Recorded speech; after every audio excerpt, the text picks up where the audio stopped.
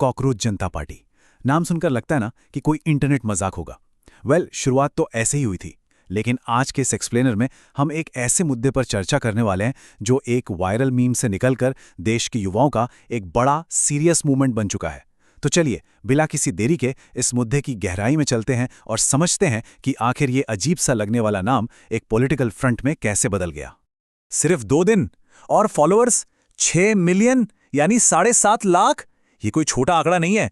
आमतौर पर जब कोई चीज इतनी तेजी से वायरल होती है तो लगता है कि पीछे कोई बहुत बड़ी पीआर टीम या डीप स्टेट का हाथ होगा, पर यहां कहानी बिल्कुल अलग है। ये नंबर्स दिखाते हैं कि देश का एक बहुत बड़ा वर्ग, खास करके यूथ, कितनी तेजी से इस मूवमेंट के साथ जुड़ता चला गया।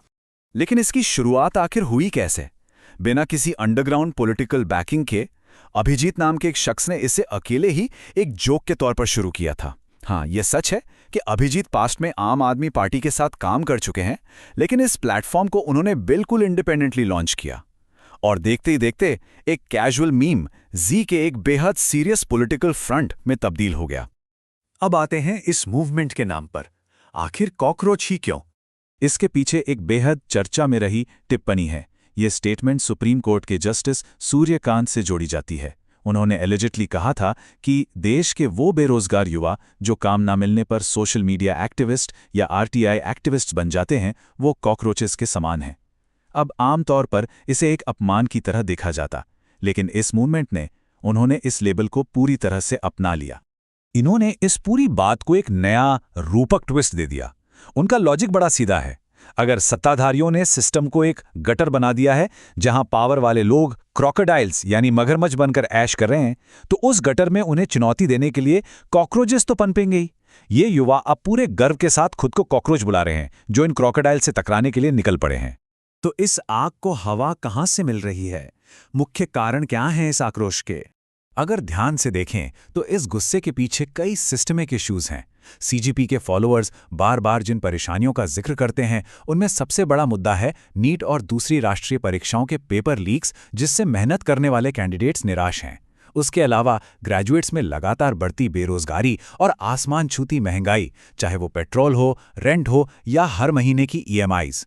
ये दैनिक जीवन की वो रियल कठिनाइयां हैं जो इस मूवमेंट का फ्यूल बन रही हैं। और इन सब से एक इमीडिएट सीधी मांग निकल कर आई है।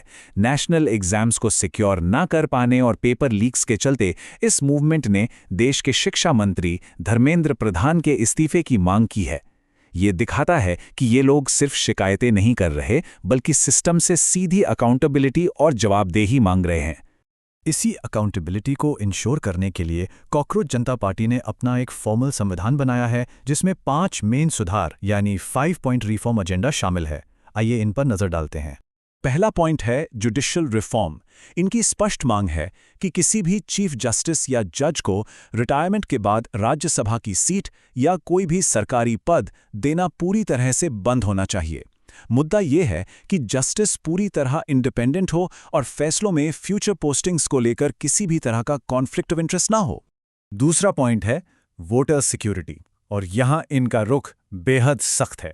प्रस्ताव यह है कि हर एक लेजिटिमेट वोट की सुरक्षा होनी चाहिए। अगर सिस्टम से एक भी वैध वोट डिलीट होता है तो उनकी मांग है कि सीधा चीफ इलेक्शन कमिश्नर पर यूएपीए यानी अनलॉफुल एक्टिविटीज प्रिवेंशन एक्ट के तहत कड़ी कार्रवाई और गिरफ्तारी होनी चाहिए। लोकतंत्र की पवित्रता को लेकर यह एक बेहद अनकॉम्प्रोमाइजिंग स्टैंड है। तीसरे पॉइंट में फोकस नारी शक्ति और विमेन्स एम्पावरमेंट पर है। इनकी सीधी मांग है कि संसद और कैबिनेट दोनों जगह महिलाओं के लिए सीधा 50% यानी 50% रिजर्वेशन लागू होना चाहिए। एक ऐसी मांग जो टॉप लेवल पर स्ट्रिक्ट जेंडर इक्वालिटी और बराबरी की प्रतिनिधित्व की वकालत करती है। चौथा मुद्दा इंडिपेंडेंट मीडिया का है। सोर्स मटेरियल के हिसाब से इस मूवमेंट का मानना है कि जो मीडिया हाउसेस अंबानी या अदानी जैसी बड़ी कॉर्पोरेट एंटिटीज द्वारा ओन्ड हैं, उनके लाइसेंस रद्द होने चाहिए। इनका लक्ष्य ये है कि जिसे वो गोदी मीडिया कहते हैं, उसका प्रभाव खत्म हो और ऐसी पत्रकारिता आगे आए जो सरकार से तीखे सवाल पूछें। और आखिरी 5वां पॉइंट है एंटी डिफेक्शन पर। अगर कोई भी एमएलए या एमपी अपनी पॉलिटिकल पार्टी बदलता है तो उनका प्रस्ताव है कि उस नेता पर आगे चुनाव लड़ने के लिए पूरे 20 साल का सख्त बैन लगना चाहिए। पार्टी बदलने की इस प्रथा को जड़ से उखाड़ने और राजनीतिक निष्ठा बनाए रखने के लिए ये एक बेहद दंडात्मक नियम का प्रस्ताव है। तो इस रैडिकल एजेंडा को देखने के बाद सबसे बड़ा सवाल आता है, आगे क्या होगा? सीजेपी खुद को जिस तरह से डिफाइन करती है वो काफी क्लियर है। वो खुद को एक political front of the youth, by the youth and for the youth मानते हैं। अब ये बिल्कुल मजाक नहीं रहा। जो लोग पारंपरिक राजनीति में खुद को अनसुना महसूस कर रहे थे, उनके लिए ये एक ऑल्टरनेटिव आवाज, एक नया रास्ता बनने की कोशिश है। तो इन 5 स्ट्रिक्ट रिफॉर्म्स और इतने विशाल आक्रोश को देखकर एक आखिरी सवाल पीछे छूट जाता है। क्या द कॉकरोच जनता पार्टी सच में जमीन पर कोई रियल पॉलिटिकल चेंज ला पाएगी, या फिर ये सिर्फ सोशल मीडिया के एल्गोरिदम में चलने वाला एक और डिजिटल प्रोटेस्ट बनकर रह जाएगी? ये मूवमेंट क्लियरली दिखाता है कि युवाओं का फ्रस्ट्रेशन अब डिजिटल प्लेटफॉर्म पर कितनी तेजी से ऑर्गेनाइज हो रहा है। लेकिन इसका रियल वर्ल्ड इम्पैक्ट क्या होगा, ये आने वाला वक्त ही बताएगा।